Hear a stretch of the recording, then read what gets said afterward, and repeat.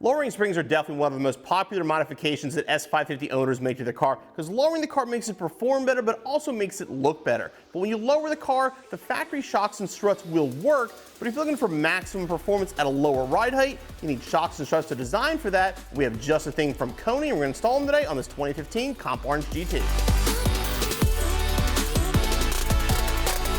KONI is a legend in the suspension game. They've been doing this for a long time. They're more well known for their adjustables and more recently for their active shocks and struts, but the STR-T series came out a few years ago and have been hugely popular with customers. The reason why? KONI performance at a very affordable price. These are going to be direct replacements for your factory shocks and struts on all S550 Mustangs with the exception of anything with MagneRide. They're going to use the factory springs, but they're going to work even better with lowering springs, and again, reduced body roll, better ride quality, legendary KONI quality at an affordable price.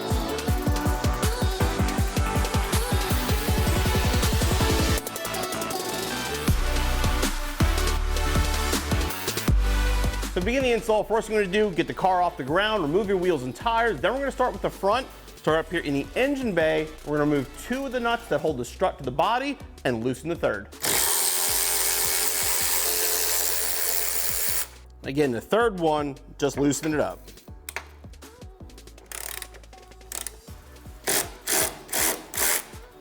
So to remove the strut assembly, we have to get the brakes out of the way. So first thing to do is remove the caliper and then the rotor. The caliper will have two mounting bolts in the back. You can remove those and put the caliper aside.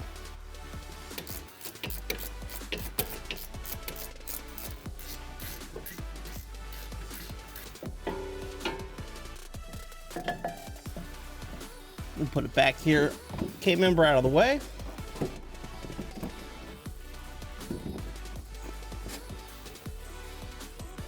Then remove the rotor. Should pop off. Sometimes you may have to give it a little smack or two.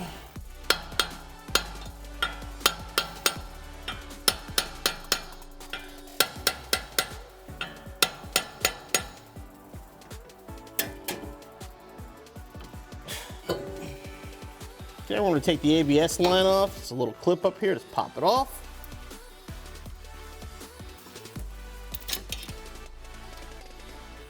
Then there's a second one between the two bolts at the bottom down here.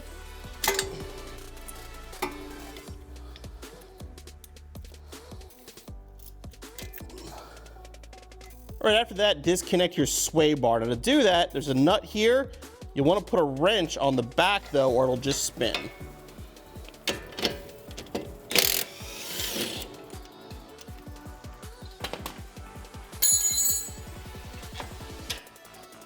So to separate the spindle from our strut assembly, the next thing to do is remove these two bolts. There's one here and the one right below it. You really can't see from the splash shield here. But basically what you're gonna do, these bolts, they're basically knurled, so they're hammered into this. So what you're gonna do is loosen both nuts, get them out to the edge here so you don't damage the bolt, and then hammer them out. Again, just pull them out to the end, so that way we can hammer on this and not damage the bolt.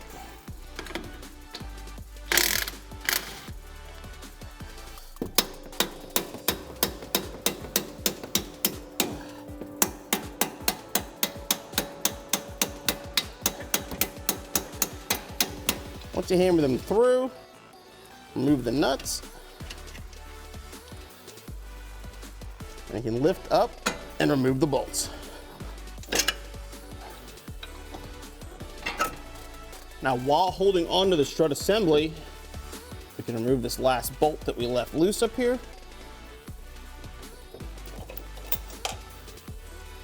And remove the strut assembly.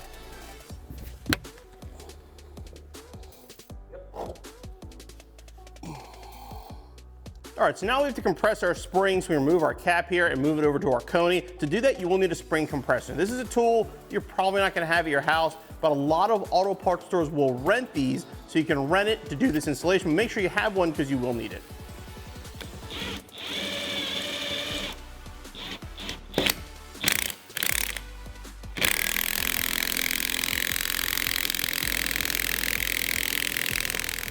The spring compressed. You remove the nut here for the strut tower cap. And then just remove the spring. Take the dust cap and bump stop as well. Throw the stock one aside. So So KONI includes these little bars for shipping, basically to hold the strut in place. Just pull down by hand, pop that right out. Take that little supply disc, and take the factory bump stop, or the supplied bump stop if it's a lowering spring. Put that down into place, and we'll put it in the spring. Carefully remove the factory spring saddle. Install it same location. Actually, our holes on the KONI for it. So put them back into place. And we can line up the spring.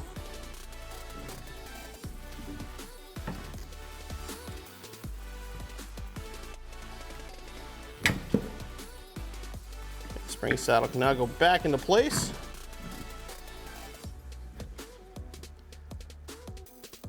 Then use the lock washer and nut provided by KONI.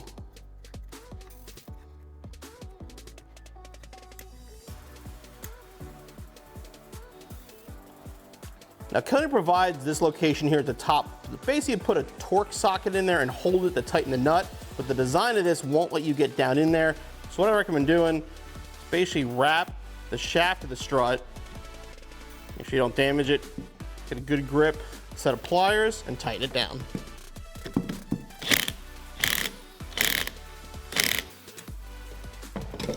Now we can decompress the spring.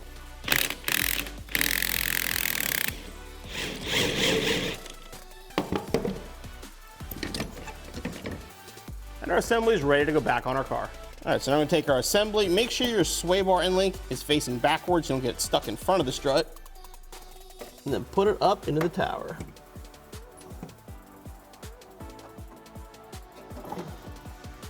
And put one of the nuts on just to hold it. When you got one while you're up here, again, loosely install the other ones too.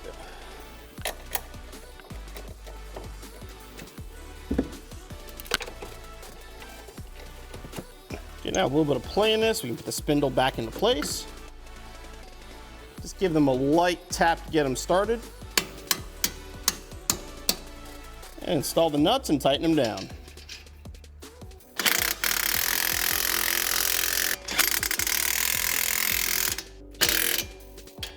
Now we can grab our end link, put it through our KONI.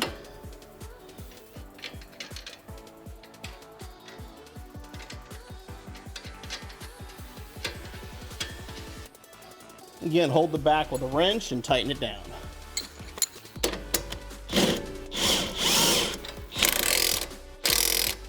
So before we install the caliper and rotor, we're going to torque these. These are 185 foot-pound.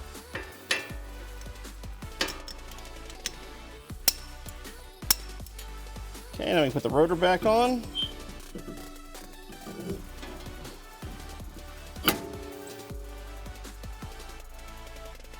And throw a lug nut on just to hold it for now. Makes it easier to get the caliper lined up. And grab our caliper.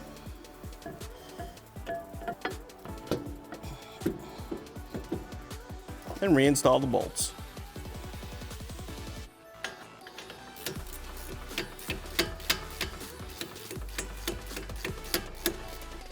Okay, now we can tighten these down.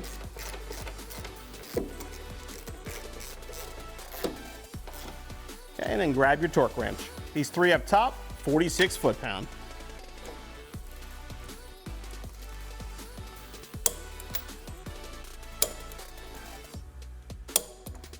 Now the caliper bolts to 85.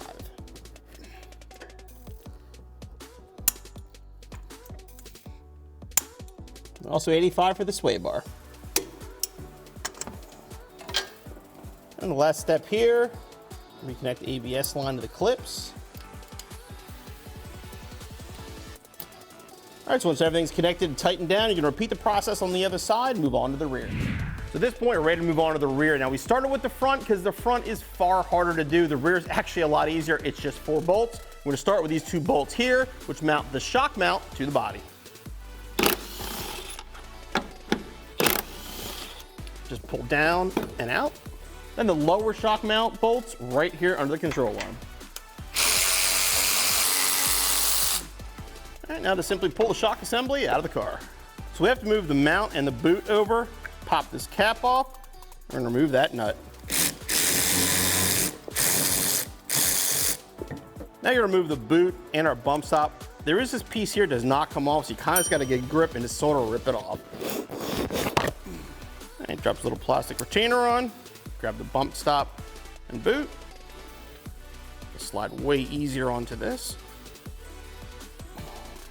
And grab our mount. Get a little bit of dirt and dust out of it. And then again, supplied bolt.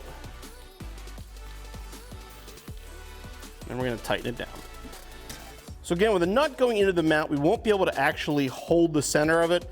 So what you're going to do is, again, just put a towel or something on it, get a good grip, and then tighten it down.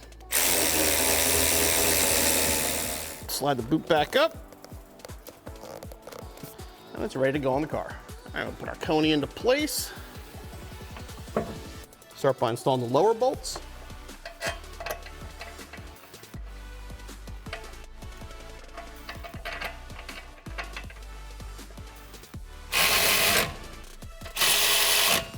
There's two alignment studs here, so basically push the shock in, just push it down underneath the studs, reinstall the factory bolts.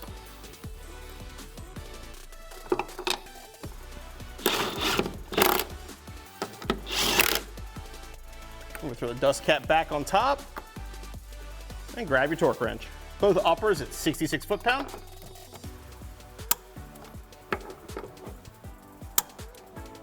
And it lowers to 35 foot-pound. And your installation's finished.